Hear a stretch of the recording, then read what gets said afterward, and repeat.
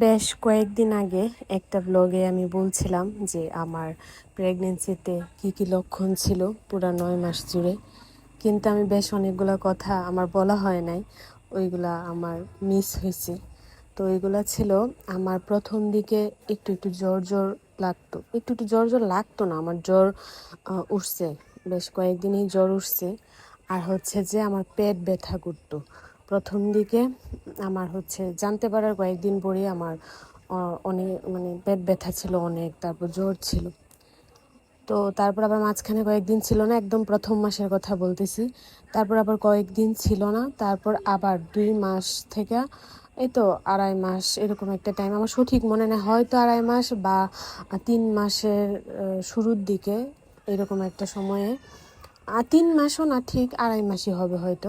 তখন আমার আবার পেট ব্যথা হয়, 2 দিন টানা পেট ব্যথা ছিল একটু একটু। তো ওই পেট ব্যথা নেওয়ার প্রথম দিকে 1 মাসের সময় যখন পেট ব্যথাটা হয় তখন ভয় লাগে নাই, আমি যতটুকু শুনছিলাম জানছিলাম যে এটা নর্মাল, একটু জ্বর আসতে পারে, একটু পেট ব্যথা হইতে পারে। কিন্তু যখন 2.5 মাসের দিকে পেটটা ব্যথা করে, 2 মাসের দিকে বা 2.5 মাসের দিকে, তখন আমার ভয় লাগতেছিল।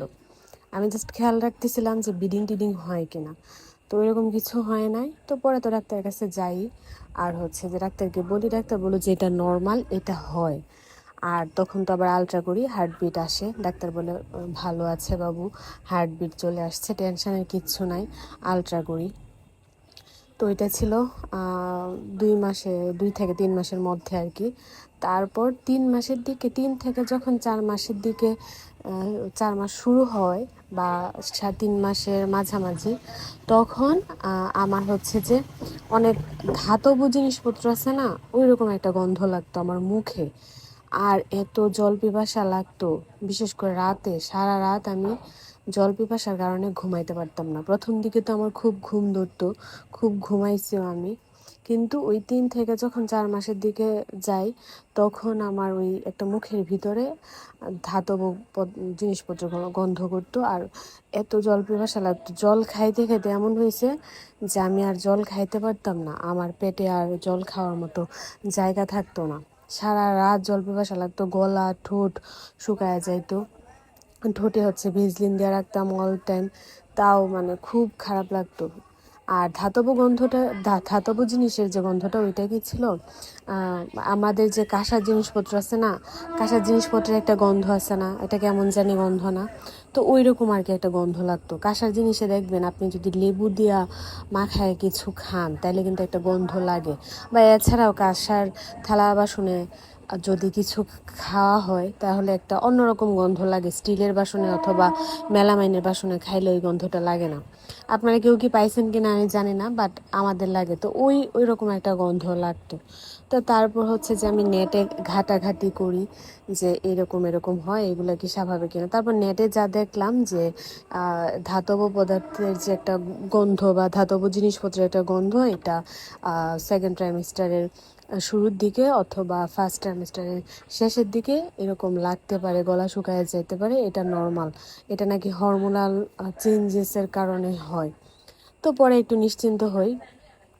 আর নেট তো ছিলই, যদি কোনো কিছু মনে সন্দেহ জাগতো সাথে সাথে নেটে ঘাটাঘাটি করতাম। আর ডাক্তার তো দেখাতামই, আমি তো প্রতি মাসে মাসে নিয়মিত ডাক্তার দেখাইছি, ওই ডাক্তারকেও বলছি। কিন্তু দেখা গেছে যে সাথে সাথেই তো আর ডাক্তার দেখা গেছে 5 দিন আগে ডাক্তারের কাছ থেকে আসছি, 5 দিন পরে একটা নতুন সিমটম দেখা দিচ্ছে। এখন তার 5 দিন পরে তো ওই সামান্য একটা সিমটমের জন্য তো ডাক্তারের কাছে যাওয়া হইতো না। তখন নেট ঘাটাঘাটি করতাম, ঘাটাঘাটি করে শান্ত হইতাম, নিজের মনের শান্ত করতাম। অথবা টেনশন লাগতো তো, যে কেন এরকম হইতেছে, কি কোনো সমস্যা হবে বাবুর, টেনশন তো এই একটাই। যাই হোক, অথবা সিনিয়রদের সাথে শেয়ার করতাম। তো পরে এই ছিল 2টা ব্যাপার, এগুলো ওই দিন আমার বলা হয় নাই। আর শেষের দিকে একদম 8 থেকে 9 মাসের টাইমটাতে, 8.5 মাস 9 মাস, ওই টাইমটাতে আমার হচ্ছে যে গলার স্বর কিছুটা চেঞ্জ হয়ে যায়, গলায় একটু সমস্যা হয়, কথা বলতে সমস্যা হইতো, কথা বলতে কষ্ট হইতো। আর হচ্ছে যে আমি তো ওই ব্লগেও আপনারা বলতেন যে দিদি তোমার কি শ্বাসকষ্ট বা কিছু, গলা এরকম শোনা যায়, কথা বলতে কষ্ট হইতো, হালকা একটু শ্বাসকষ্ট হইতো।